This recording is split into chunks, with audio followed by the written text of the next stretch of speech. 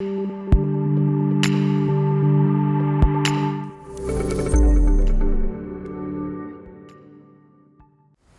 últimos dias, um projeto em especial tem ganhado destaque nas discussões no Legislativo.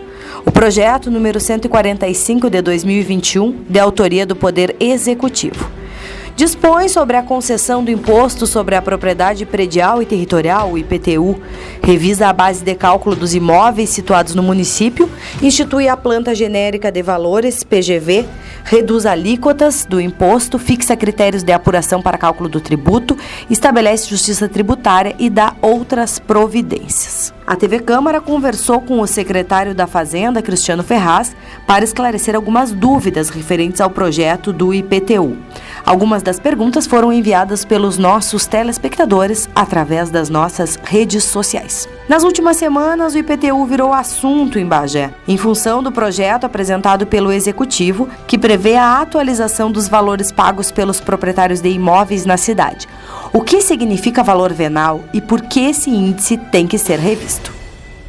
O valor venal é nada mais nada menos do que a gente chama de base de cálculo do IPTU, que significa dizer que é o seguinte: para que a gente possa calcular o IPTU, eu preciso ter uma base que é este valor venal, ou seja, o valor de mercado do imóvel, o valor que ele seria utilizado para a venda. Então, a legislação, o Código Tributário Nacional, determina que a gente calcule o IPTU, calcule o imposto, levando em consideração o seu valor, levando em consideração o seu valor venal, o seu valor de venda. Esse projeto foi encaminhado aqui para casa justamente para que a gente pudesse regularizar isso junto ao nosso cadastro, porque no nosso cadastro, a gente analisando os dados que se tem hoje lá, dos 57 mil e poucos imóveis que a gente tem no cadastro, a gente verificou uma enorme distorção, uma diferença em relação ao valor cadastrado de cada um desses imóveis, uma diferença deles em relação à realidade imensa. E o projeto é isso, o projeto vem para regularizar essa circunstância, de dizer o quanto vale cada metro quadrado de terreno na cidade toda e de dizer também o quanto vale cada tipo de construção. Uma vez que a gente possa compor então, da soma dessas duas coisas, do valor do terreno e do valor da construção, que a gente possa compor justamente o valor venal. Aí eu vou chegar e vou ficar sabendo quanto vale a casa de cada um, com base nesses critérios que a gente mandou para cá. Então o projeto vem para isso, regulariza essa situação, essa distorção bastante grande, principalmente no seu valor venal, sem deixar de lembrar que em todas as faixas foi apresentado aqui uma redução das alíquotas, que é um outro componente desse cálculo tributário, que é o percentual que a pessoa vai pagar. Hoje a pessoa paga, o contribuinte paga um percentual, o percentual será menor do que o que hoje ele paga. O que pode estar acontecendo é que o imóvel, em razão da sua distorção ser maior, o imóvel tem ali um valor cobrado diferente do valor que é o valor de hoje. A gente conseguiu chegar à informação de que 55% desses imóveis o valor o ano que vem vai baixar e 45% em razão dessa correção do valor venal, a gente tem um valor de diferença aí a ser cobrado. É isso. O projeto, em resumo, traz esses dados para cá para ser analisado pelos vereadores, pela Câmara. Por que essa revisão de valores agora, em meio a uma grande crise econômica, no meio de uma pandemia? Nós discutimos bastante a respeito dessa situação e chegamos à conclusão que esse é o principal momento para que isso seja discutido, por duas razões. Primeiro, porque 55% das pessoas, a imensa, grande maioria, vão pagar menos no ano que vem. E segundo, desses 33 mil imóveis que vão ser diretamente beneficiados com uma tributação menor, 10.271 imóveis não vão pagar o IPTU ano que vem. Então não existe época melhor do que tu estabelecer aí cerca de 18% dos imóveis da cidade sem pagar o IPTU no ano que vem. Não existe época melhor para que a gente faça isso do que uma época em que é necessária uma recuperação. Aí tu vai dizer assim, mas e aquelas outras pessoas que não estão nesse encaixe, não estão dentro dos 55%? Bom, essas outras pessoas ao longo do tempo, durante todo esse tempo em que os demais pagavam mais, essas outras pessoas vinham pagando menos em relação ao que deveriam efetivamente pagar, menos do que os outros. Então a gente estabelece com isso uma justiça, fazendo com que todo mundo seja tratado de forma igualitária, os terrenos lá sendo colocados de acordo com efetivamente o valor mais próximo do mercado, as construções para 2023 da mesma forma. Então a gente entende que sim, essa é a melhor hora para a gente fazer uma correção dessa envergadura e dessa natureza. Qual a expectativa para a votação e implementação do projeto?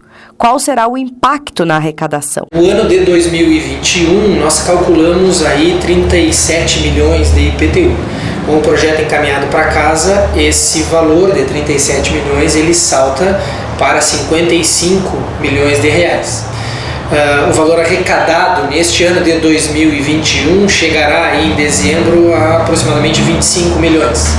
No ano que vem, esses 25 milhões, em razão da correção, vão ser em torno de 35, 36 milhões. São essas as nossas estimativas com as correções daqueles imóveis que estão aí hoje sendo corrigidos.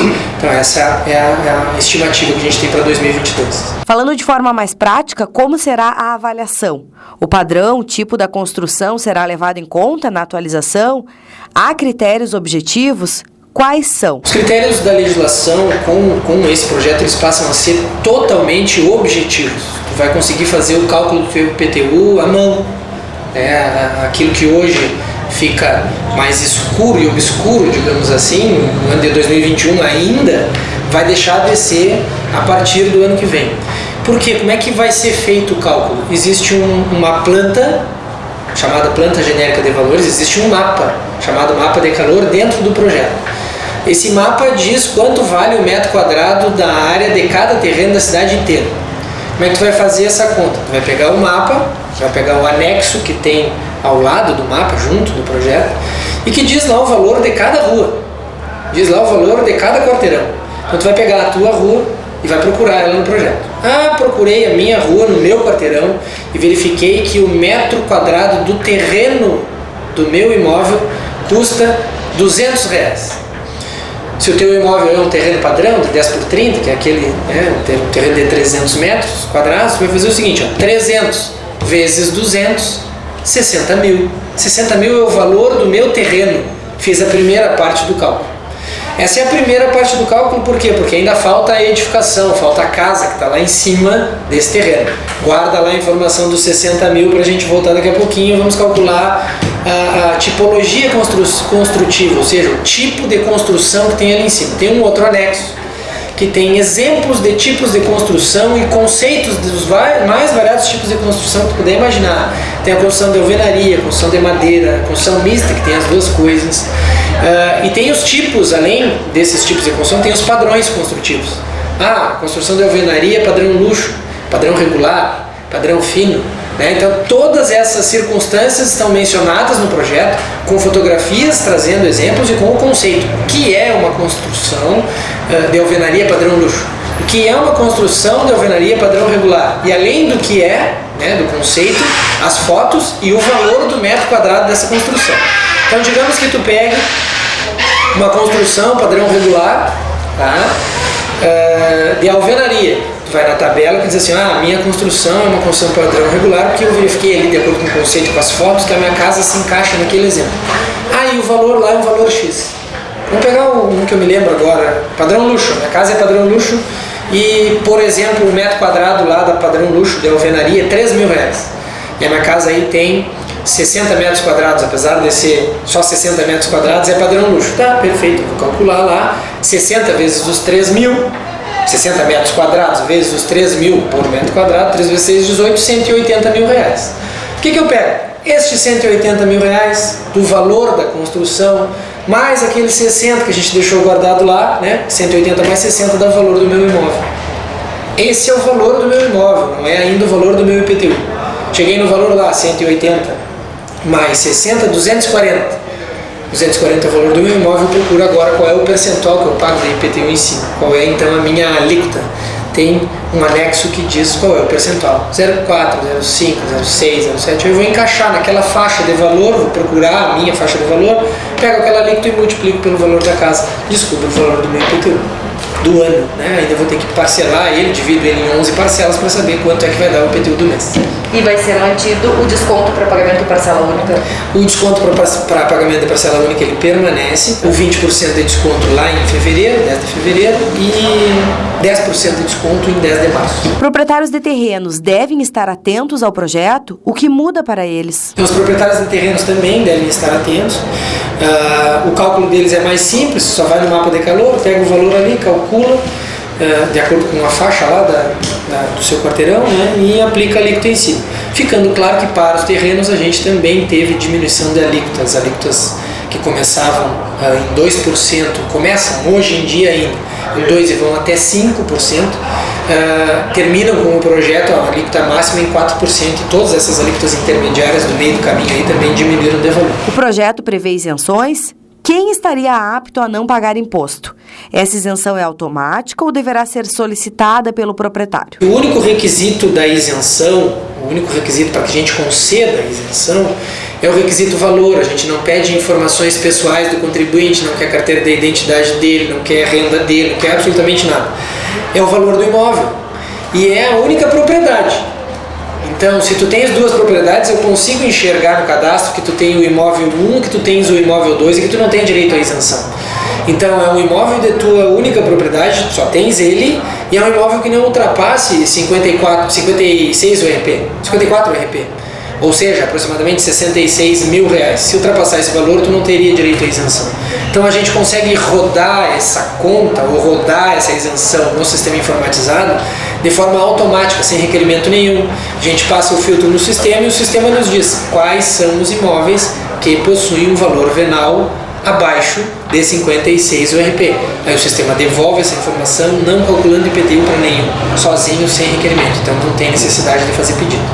Os imóveis Minha Casa Minha Vida se encaixam nessa faixa etária, depende do valor que eles foram avaliados? Todos os imóveis, todos os residenciais, absolutamente todos os residenciais, sejam mais recentes, né, sejam novos agora, projetos de habitação recentes, ou sejam mais antigos, todos eles estão dentro desses 10.271 imóveis, porque todos eles, após a aplicação dos critérios que foram colocados no projeto, veiculados, encaminhados para a Câmara, todos eles se encaixam no padrão isentivo, estão abaixo do valor após o cálculo. Então todos eles estarão isentos. Qual o procedimento para quem não concordar com a avaliação do imóvel após a atualização e quiser contestar o valor? A gente tomou cuidado de colocar no projeto algo que fizesse com que os 57.700 imóveis não fossem superavaliados depois da planta em vigor, né? Então a gente já tomou cuidado para que isso não acontecesse, para que ninguém tivesse uma base de cálculo, um valor venal no cadastro maior do que o valor que deve ser, maior do que o valor real.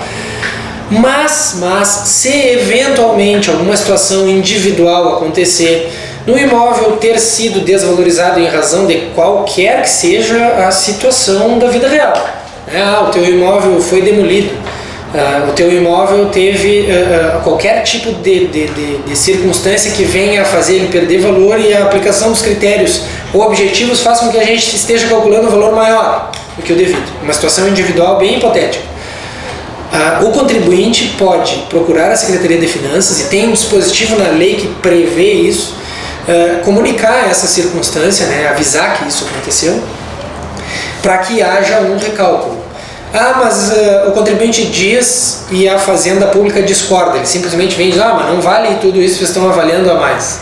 Ele pode ainda trazer laudos técnicos, né, e fazer com que a gente, em processo administrativo, recebendo esses laudos de avaliação individual, possa reavaliar e calcular, né, chegar a uma base de cálculo de acordo com o que está na realidade, calcular o imposto dele todo de novo. Então ele tem esse mecanismo à sua disposição. Além disso, existe um mecanismo para que a gente possa fazer essa correção para baixo em benefício do contribuinte, independentemente da avaliação dele. A gente calculou, viu que deu muito errado, exemplo, né? Tá 200 mil e é 180 na vida real. É 150, o sistema calculou, aplicou os critérios e ficou um valor maior. De ofício, ou seja, em razão da nossa função, a gente pode corrigir independentemente até do próprio pedido do contribuinte. Claro, a gente tem que justificar isso, justamente porque é uma atividade plenamente vinculada, né? Quando for fazer esse cálculo, o fiscal de tributos vai fazer esse cálculo levando em consideração o critério legal, mas também né, a pesquisa feita em determinado momento. Mas ele fica também o fiscal à disposição do contribuinte, observado lá o disposto no artigo que prevê essa salvaguarda aí, o contribuinte, esse direito que ele tem de reclamar, impugnar o lançamento, qualquer que seja o motivo. Existirá a possibilidade de desmembrar, por exemplo, um terreno que tem 2 construções e famílias diferentes? Pode ter uma pessoa isenta e uma não isenta no mesmo terreno?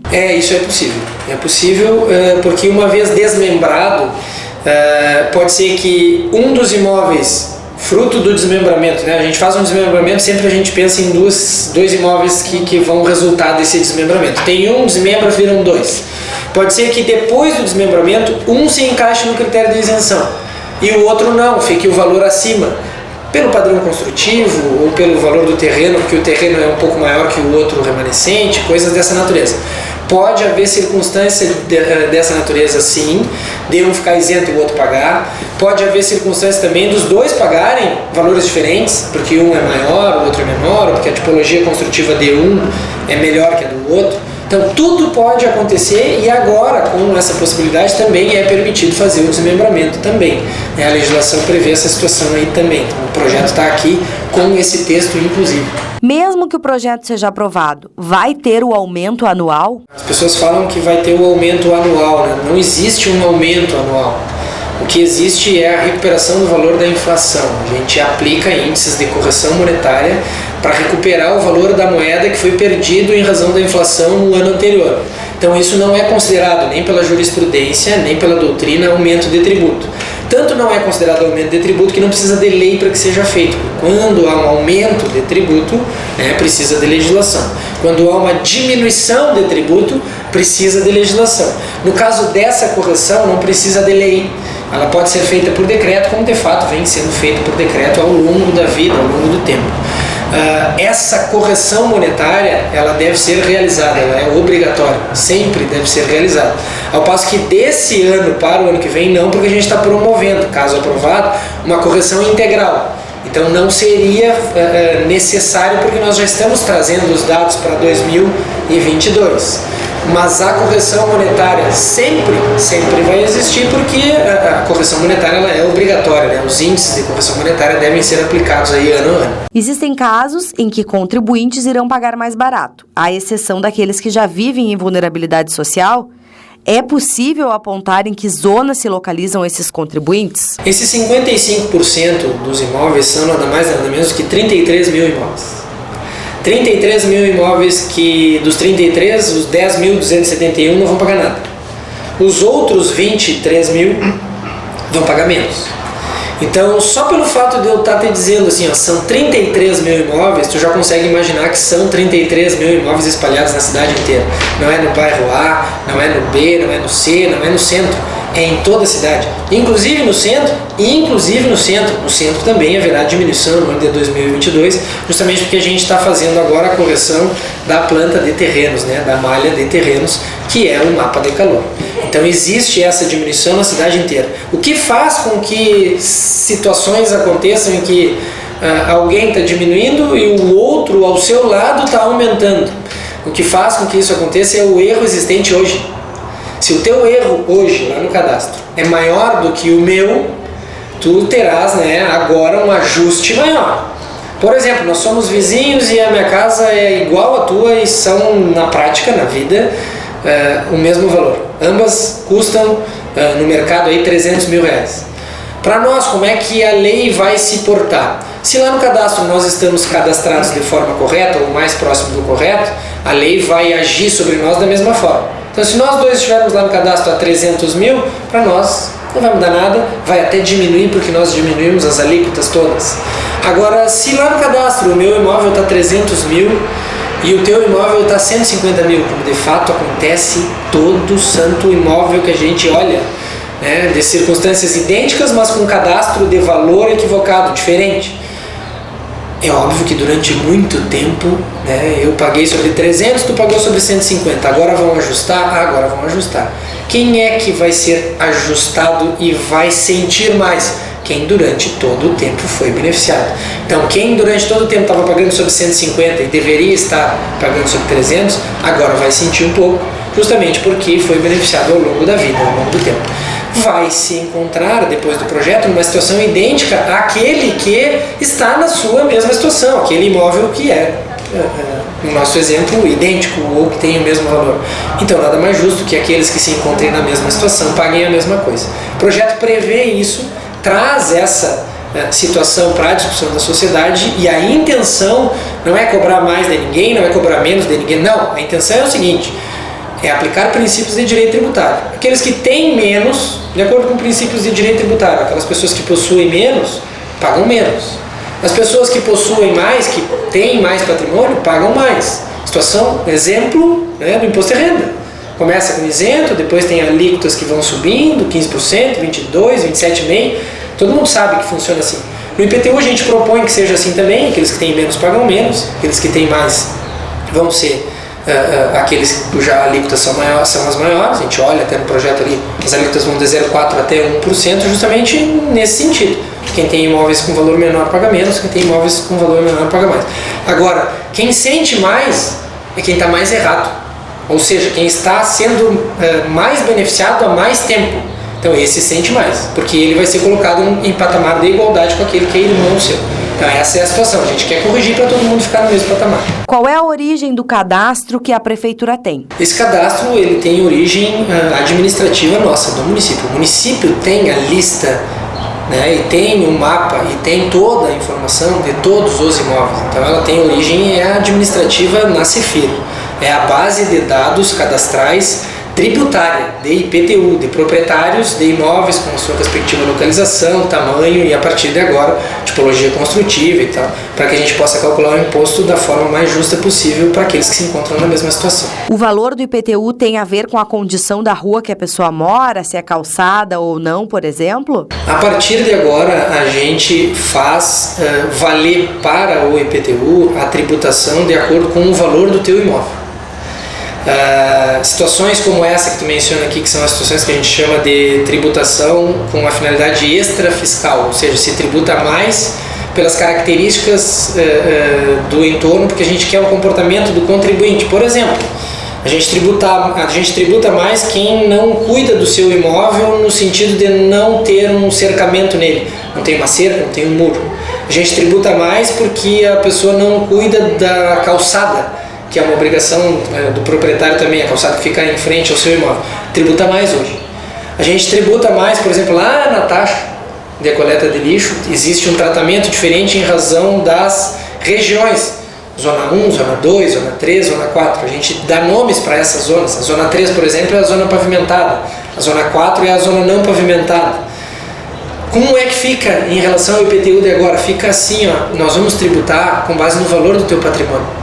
Então, se tu tens um patrimônio imobiliário, uma casa que vale R$1 milhão, e essa casa está no centro valendo R$1 milhão, ou tu tem uma outra casa que vale R$1 milhão também, mas ela está lá no bairro de Araju, ela vale R$1 milhão. Então nós não estamos tributando o bairro A nem o bairro C, nós estamos tributando o patrimônio.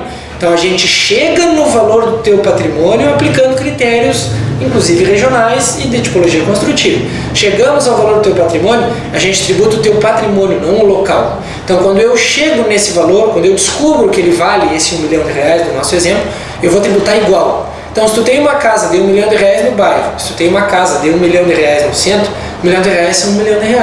É o mesmo R$1 milhão. Claro que a casa lá no bairro de R$1 milhão vai ser melhor do que a casa do centro de R$1 milhão. Por quê? Porque o que está valendo ali, falando em termos de tipologia construtiva, né? O que está fazendo com que ela chegue a R$1 milhão no centro é a localização. E o que está fazendo com que ela chegue a R$1 milhão no bairro é o jeito que eu construí. Mas é R$1 milhão. A tributação vai ser a mesma porque a gente vai tributar sobre o 1 milhão, não sobre a localização. Então, chegamos no valor venal, chegamos na base de cálculo e a gente tributa de forma igual, não interessa onde o imóvel estiver. Agora, a gente tem critérios diferentes por localização para chegar no patrimônio. Uma casa é igual aqui no centro, a outra casa lá no bairro, é claro que a casa lá no bairro vale menos, porque são iguais, mas aí lá no bairro, o bairro vale menos. Mas se nós tivermos dois exemplos, né, e esses dois exemplos, tu chegar num único valor, é R$1 milhão aqui ou R$1 milhão onde quer que seja, nós vamos tributar esse 1 milhão da mesma forma, porque 1 milhão é o valor do patrimônio. Qual será a defesa do município quando a população ingressar com ação judicial para derrubar a lei que reajusta o IPTU, baseado no princípio da vedação de efeitos confiscatório ou não confisco, que diz respeito ao tributo que deve ser razoável, não podendo ser tão oneroso que chegue a representar um verdadeiro confisco? Esse princípio do não confisco, né, determinando que o município não tribute de maneira confiscatória, em outras palavras, significa dizer o seguinte, que eu não vá no teu patrimônio, eu, poder público, né, e chegue a ponto de retirar o teu patrimônio de forma que eu venha a te prejudicar no sentido de eu não conseguir fazer com que seja uma cobrança legal, no sentido de te trazer mais prejuízo do que efetivamente cobrar sobre aquilo que tu tens, sobre o teu patrimônio, de ser fora do razoável. Chegar no teu patrimônio além do limite do aceitável e do possível, nada mais é do que o seguinte, e o município evitou isso no projeto, né? No IPTU existe confisco, ou existiria efeito confiscatório, se nós estivéssemos calculando o teu IPTU sobre uma base de cálculo acima do valor de mercado. Então, se o teu imóvel vale 200 e eu estou te cobrando sobre 300, aí eu estou adentrando o teu patrimônio além daquilo que eu poderia. Eu estou adentrando o teu patrimônio, tu não pode suportar isso. Agora, no projeto, o que a gente tomou cuidado é que, quando da aprovação da planta genérica, quando da aprovação da tipologia construtiva, caso passe, a gente tomou cuidado de que isso não aconteça. Nós vamos chegar à base de cálculo mais próxima da correta, sem nunca ultrapassar o valor venal, ou seja, evitando o efeito confiscatório. Aí tu vai me dizer assim, não, mas tem gente que está subindo. Como já de fato a gente já ouviu falar que tem gente que vai subir, bom, nós estamos aplicando as alíquotas, que são os percentuais, as menores alíquotas do Estado.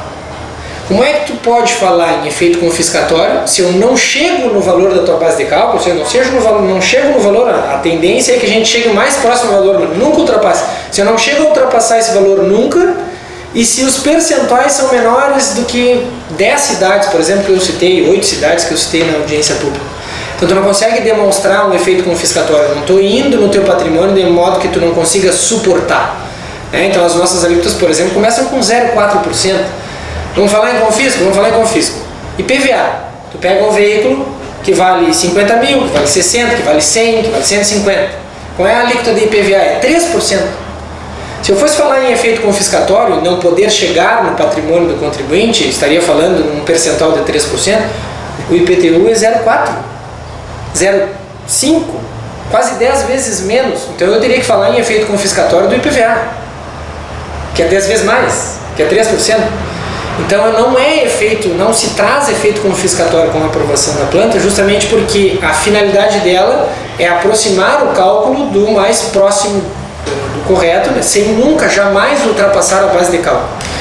Para finalizar sobre esse assunto, o Supremo Tribunal Federal já se manifestou sobre essa situação no município de Santa Catarina, justamente nessa questão, e essa questão fica evidenciada nas palavras do tribunal, né, no STF, quando da decisão do seguinte, haveria um efeito confiscatório se ultrapassasse a base de cálculo.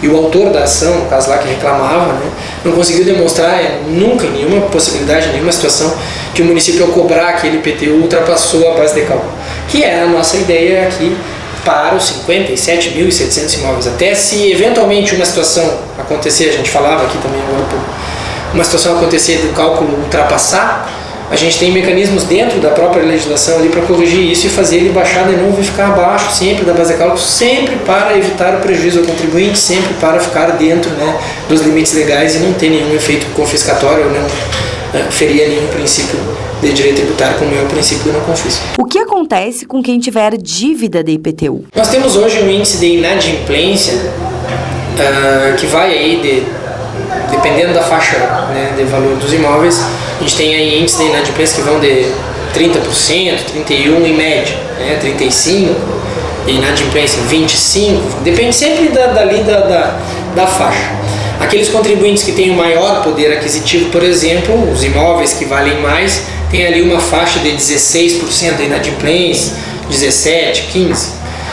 Essa inadimplência, ela é ao longo do tempo, de certa forma, curada pelos próprios mecanismos da legislação. Como assim? O município não pode, sob pena de responder, os seus responsáveis responder, né, o prefeito municipal e as autoridades responderem por questões de responsabilidade fiscal, não pode deixar de cobrar. Então, uma vez lançado o tributo, o contribuinte tem a obrigação de pagar. Ele não paga.